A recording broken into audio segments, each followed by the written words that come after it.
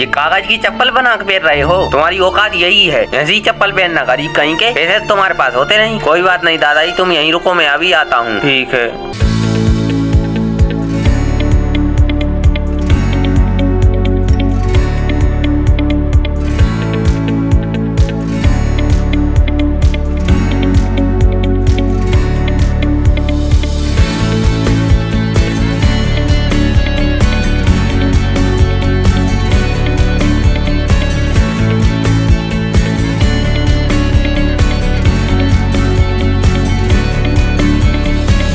ये लो दादाजी, मैंने आपके लिए नई चप्पल बनाई है। अरे वाह, ये तो बहुत अच्छी है। अब वो खड़ूस आदमी मेरा मजाक नहीं उड़ाएगा।